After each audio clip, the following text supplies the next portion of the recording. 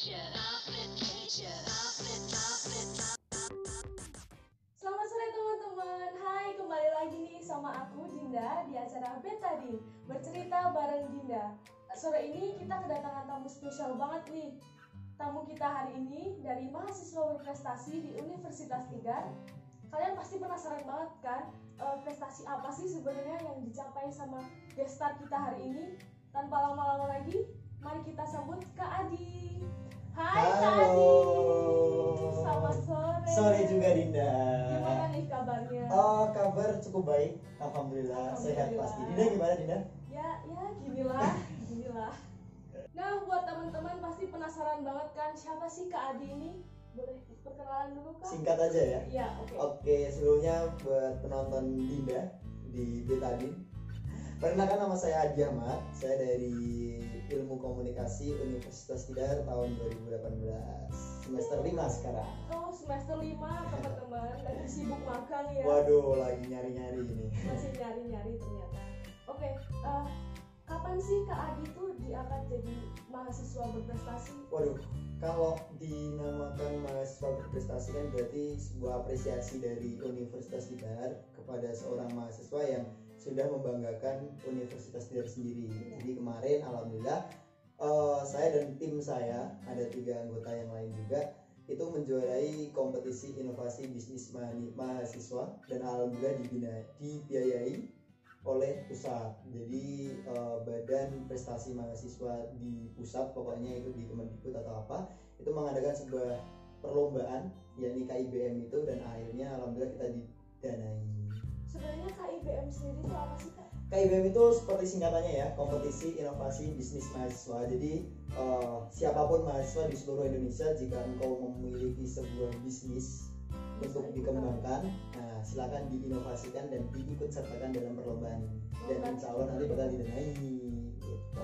Asik banget ya nih kayaknya. Asik kalau udah keterima dan udah didanai, iya nggak? Bener sih.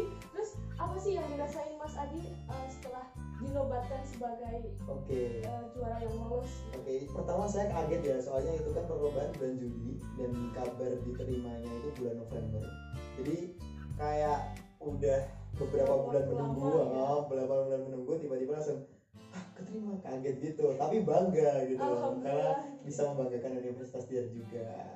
Terus siapa sih sebenarnya yang jadi motivasi Mas Adi biar ikut acara ini? Kalau motivasi itu dari dulu emang dari aku sekolah ya, nah SMP, SMK, aku tuh diajarkan untuk selalu mencoba apapun itu. Jadi apapun kegiatan atau apa, coba aja, ntar masalah apa hasilnya ke depan pikir belakangan dulu. Yang penting kita udah nyobain. Iya, benar banget lah. Untuk KIBM sendiri sebenarnya aku agak kurang tahu tentang KIBM. Nah, terus aku punya teman kelompok itu mengajakku untuk bergabung di KIBM kelompok mereka, dan alhasil aku bergabung, kita diskusi bareng, kita bertukar pemikiran bareng, dan inilah hasilnya bisa didanai oleh pusat. Gitu. Jadi kapan aja sih sebenarnya waktu Mas Adi belajar tuh buat ikut ini? Kalau waktu belajar sih dari pertama ikut KIBM ini langsung aku diajak join oleh anggota dari teman-teman aku itu, dari kelompok sebelah, dari kelompok aku itu. Aku langsung mulai, apa sih KIBM? Aku gali-gali lagi, gimana sih cari terus, gimana sih cara biar kita itu bisa menang atau apapun. Kita konsultasi dengan pembina, pembimbing dan sebagainya. Akhirnya kita koordinasi juga dengan teman-teman kelompok yang lain biar kita bareng-bareng membanggakan Universitas Tidar. Jadi langsung detik itu juga langsung saya beranikan diri untuk belajar tentang KIBM ini. Jadi sebenarnya ini tuh berkelompok gitu apa? Jadi ini sistemnya berkelompok gitu. Satu kelompok mungkin ada 3, 4, 5 orang, dan kalau kelompok saya ada 4 orang dari ilmu komunikasi semua, satunya dari ilmu ekonomi gitu. Terus berapa jam sih biasanya kalau belajar? Waduh, kalau belajar tuh aku termasuk orang yang belajarku agak random ya. Jadi bisa sore, siang, terus malam, bahkan jangan ditiru ya nih, tengah malam pun saya juga bisa gitu. Jadi mungkin tergantung mood ya, tapi mungkin itu passionku untuk belajar, karena subuh pun saya juga belajar. Jadi nggak tahu kenapa emang ketika mood belajar udah naik, disitulah apapun yang aku pelajari bisa masuk gitu. Tapi kalau moodnya belum, ya tau lah ya, kalau moodnya belum Iya, bisa iya. ya nggak bisa belajar gitu gitu kan. Ya emang gitu sih. Iya. Tapi ya kalau belajar ya Ya. gitulah.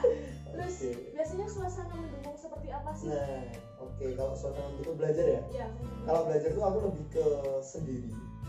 Jadi kalau Lebih rame, suka menyendiri, ya ya. kalau rame itu agak kurang aktif untuk mengeluarkan apa yang jadi unek-unek aku gitu ya. Jadi ya sebenarnya bisa, tapi tidak semaksimal ketika aku sendiri. Nah benar banget, kalau sendiri itu apapun bisa direnungi gitu. Jadi disitulah yang penting waktu- jangan overthinking aja nah sih. bener banget. Jadi waktu sendiri itulah momen yang pas untuk aku belajar ya. Mungkin teman-teman kan punya apa ya, punya Masing-masing ya. masing-masing cara untuk belajar. Ada yang sendiri bersama orang tua, les sama guru, silakan aja. Terus biasanya di mana sih tempat yang enak buat Oke, belajar gitu? kalau dulu ya mungkin semester awal aku sering di apa ya, di sebuah Telkom, kalau tahu ya. Nah kalau nggak di situ mungkin di rumah temen, tapi temennya tidur, jadi aku yang belajar gitu. Jadi numpang doang. Numpang Ah, doang, numpang yang doang. penting sepi di situ Iya ya. bener banget. Tapi kalau akhir-akhir ini udah semester 5 juga, mungkin lebih sendiri di rumah, rapiin semua kamar tidur agar kita nyaman untuk belajar sendiri. Itu sih ya, yang penting Kuncinya. nyaman sih Iya, ya. nyamannya itu. Terus gimana sih Mas Adi bisa ngatur waktu antara belajar buat KIBM ini, terus belajar buat tugas sekolah, tugas kuliah juga, Iya. terus ikut organisasi juga kan? Alhamdulillah ikut juga. Terus gimana nih caranya bagi waktu? Aduh, kalau bagi waktunya emang berbagai orang itu punya caranya masing-masing untuk bagi waktunya. Yang pasti kalau aku udah terjun di salah satu kegiatan itu, entah itu dari kuliah, organisasi ataupun perlombaan itu, bagaimana caranya aku bisa memaksimalkan semuanya. Jadi ketika ada jam kosong, cobalah aku masuk kegiatan kuliah dulu. Ketika kuliah udah langsung selesai, cobalah aku berganti ke organisasi dulu. Jadi jangan sampai satu hari ini kamu nggak bisa ngapa-ngapain di semuanya. Jadi maksimalin apa yang bisa kamu maksimalin di waktu yang kamu kosong itu, untuk kamu bisa kuliah, bisa organisasi, dan juga bisa ikut perlombaan atau apapun itu. Kumpul sama teman pun itu juga ada waktunya, ketika kamu benar-benar free juga gitu. Kalau aku ya. Terus gimana sih caranya Mas Adi tuh bisa semangat banget gitu ngerjain semuanya? Oke, mungkin kalau semangat tuh itu udah tak pendem ya dari aku. Jadi aku tuh orang yang sudah dibekali dari nenek aku untuk memiliki sebuah apa ya namanya, prinsip hidup. Itu ada 3. Jadi yang pertama itu jangan suka berbohong. Terus yang kedua itu kedua itu sering mencari relasi sebanyak-banyaknya. Dan yang ketiga itu tetap aktif, apapun kegiatanmu tetap sumringah. Tahu sumringah enggak? Bahagia. Ya bahagia. Jadi dimanapun itu harus bahagia. Ketiga ini aku pegang, dan ketiganya ini bisa menjadi semangatku untuk menjalani kehidupan ini, entah dari kuliah atau apapun itu. Berarti punya dasar tersendiri lah ya buat dasarnya. Mungkin dasar kuatku itu 3 pesan itu. dari benar. Terus tips khusus apa sih yang bisa Mas Adi kasih Buat teman-teman juga. buat teman-teman semua? Oke, kalau tips khusus ya, mungkin kalau dari aku, berani untuk mencoba apapun yang ingin kamu coba. Jadi misal dulu aku emang takut kayak berbicara di depan ini, aku juga takut dulu ya. Tapi tak beranikan, pertama itu emang agak kaku ya, mungkin kaku ya, kayak Masih takut awal-awal masih sih ya. awal kayak gitu. Jadi beranikan aja, nanti hasilnya juga pasti memuaskan ya. Terus yang ini jangan berani, tetap harus berani, jangan takut, apapun itu harus dihadapi. Yang kedua, jadilah orang yang aktif. Jadi apapun kegiatannya kamu harus aktif di situ, jangan cuma ikut nyumbang nama doang. Jadi benar-benar harus Ada aku usahanya. ya benar banget. Jadi ketika aku udah terjun di satu ini, ya udah aku harus aktif di sini, karena Kualitas. ya benar banget. Jadi keaktifan kamu di satu kegiatan itu, kamu akan menemukan apa yang kamu cari. Keren banget ya teman-teman. Terus terakhir nih, Oke. ada pesan apa sih buat teman-teman semua? Buat teman-teman, pesannya tentang apa ini? Tentang perlombaan KIBM itu atau tentang apapun? Semuanya pun Tentang boleh. semuanya. Oke, kalau tentang perlombaan buat mahasiswa ya mungkin ya.